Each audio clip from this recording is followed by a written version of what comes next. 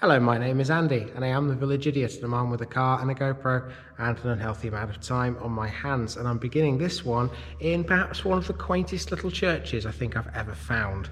This is a red brick church and it stands to the south of a village in the East Riding of Yorkshire, and that village is Wressle.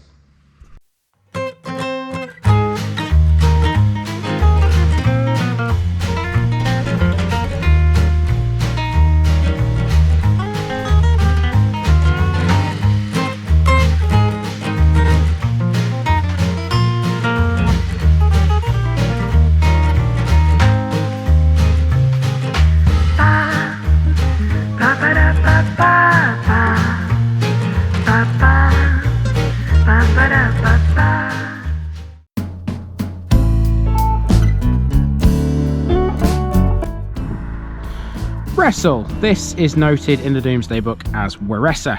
This is a village and civil parish in the East Riding of Yorkshire, lying on the eastern bank of the River Derwent, approximately 3 miles northwest of Howden.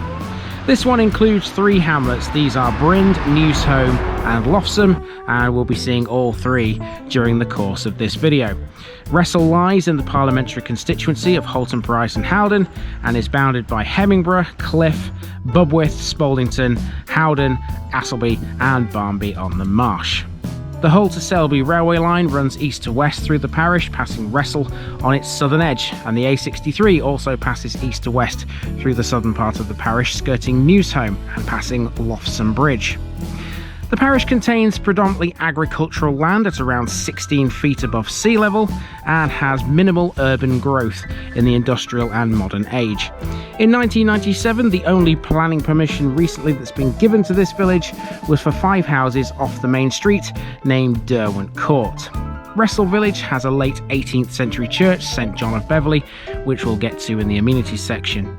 Other 18th century buildings still existing here include the Castle Farmhouse from 1796, built to house the farmer after a fire at Wresle Castle, and Long Barn from the late 18th century near to the castle site. A windmill was built at Mill Farm east of the village church in the 19th century, but by 1890 this was out of use. According to the 2011 census, Wressle has a population of 271, which is an increase on the 2001 figure of 261. The demographic here is largely white British at almost 100%. There are just 2 people that live in Wressle that identify as anything else. The population is spread over an area that covers just over 16 square kilometres, and that gives this one another low population density at 16.7 per kilometre squared. The average house here goes on the market for around £331,000.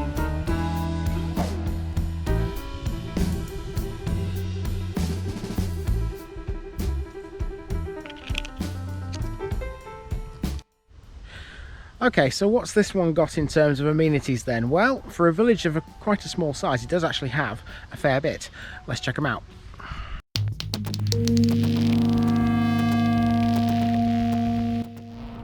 The village hall is managed by the parish council, and the 9 parish councillors are the trustees. On the outside is one of the parish notice boards, and there are at least 2 in Wressle village, and we'll see there are boards elsewhere in the surrounding hamlets later as well. In 2015, the village hall was modernised, and this was aided by a £200 grant from Howden's Joinery to help with a new kitchen. In 1840, the Hull and Selby Railway was opened, passing south of Wressle with a cast iron bridge over the Derwent. Services calling at Wressle are recorded as early as 1843, with a full train service at Wressle station by 1855. A school with an attached schoolmaster's house was erected in 1854. Wressle station does not appear to have been an original feature of this line. However, a market day service from Wrestle Bridge, as it was recorded back then, is noted from 1843.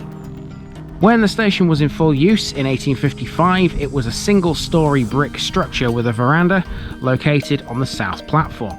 The spellings Wressle, W-R-E-S-S-E-L, and the current spelling of Wrestle have both been used here, with the second becoming standard around 1863. Wressle was listed for closure in the 1963 Beeching report, but remained open to avoid local hardship. The station became unstaffed in 1976. 7 trains a day call at Wressle from Monday to Saturday, 4 to York and 3 to Hull. 2 of the Hull trains continue to Bridlington via Beverley since the December 2019 timetable change. No trains call on Sundays. A normal Monday to Friday service operates on bank holidays, and the station and all trains serving it are operated by Northern.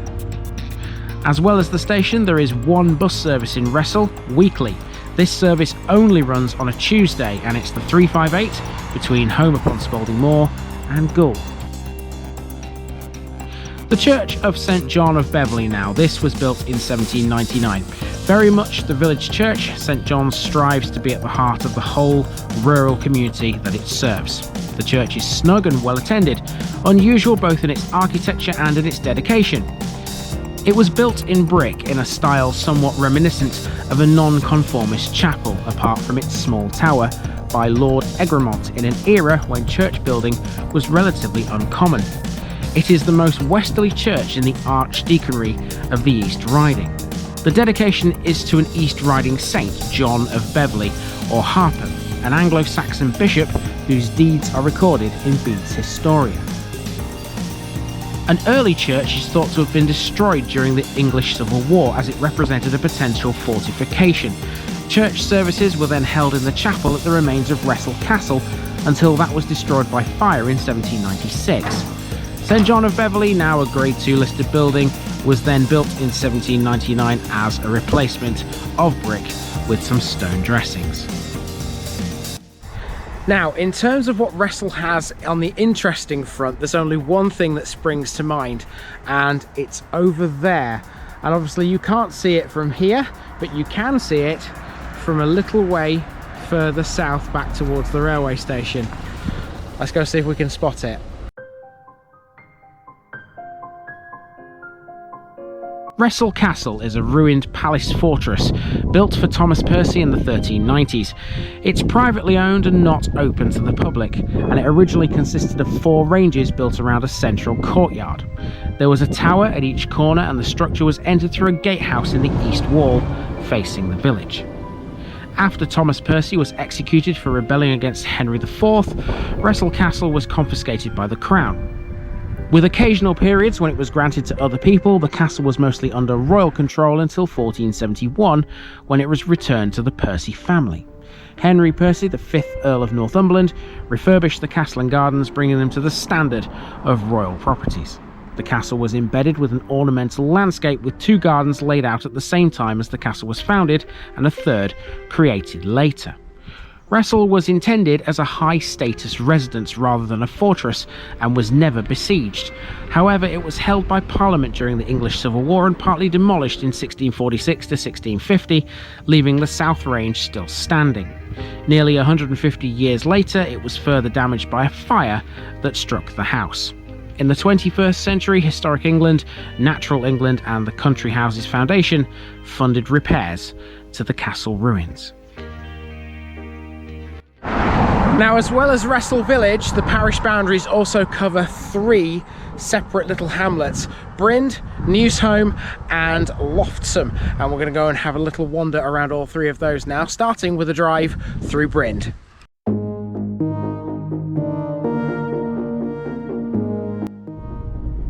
Now let's take a drive through Brind. This is situated approximately 2 miles to the north of Howden and lies west of the B1228 road. The single-track tarmac road Brind Lane runs through the entire hamlet and joins Wrestle Road to the north. Here's a drive from the Spaldington end of Brind Lane back towards Wrestle before we head towards Newsholme.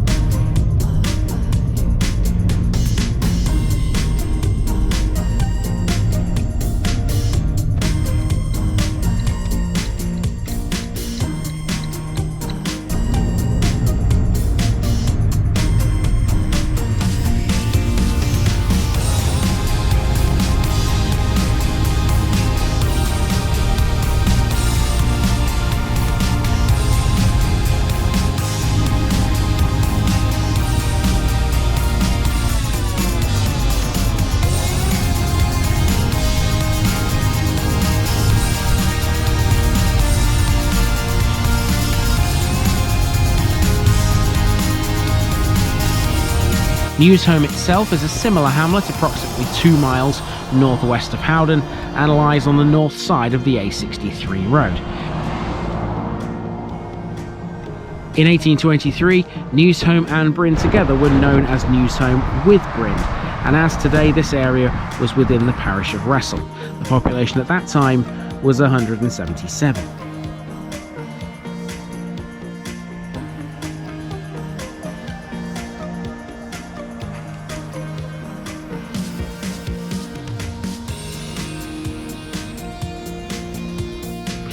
This is the River Derwent, which marks the western boundary of the parish of Wressle. Here we're in Loftsome, a tiny hamlet to the west of Newsholme. Loftsome and Loftsome Bridge were small hamlets in the parish of Wressle. The Derwent was once crossed by a ferry here until a swing bridge crossing of the Derwent was built in 1804, operated as a toll bridge. The original Loftsome Bridge remained in use to the early 1930s, at which time a new bridge was built for the Hull to Selby Road, part of the A63. There's been an inn at Loftsome Bridge since at least the 1800s. By 1823, this inn was known as the Loftsome Bridge Inn. In the late 2000s, Yorkshire Water had 2 1.3 megawatt wind turbines installed at its site here in Loftsome.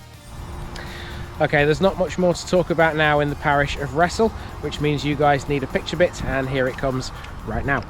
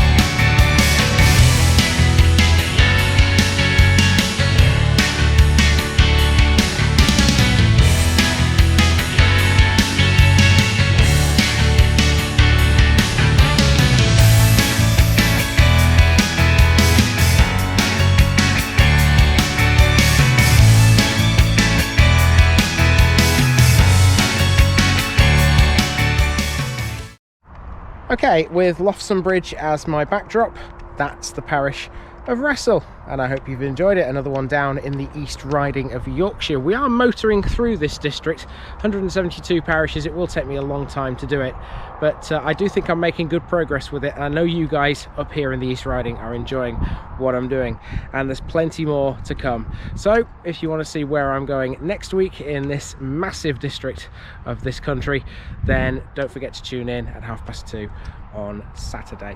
But for now, this has been the parish of Wressle, and I've been Andy, otherwise known as the Village Idiot, and I'm out.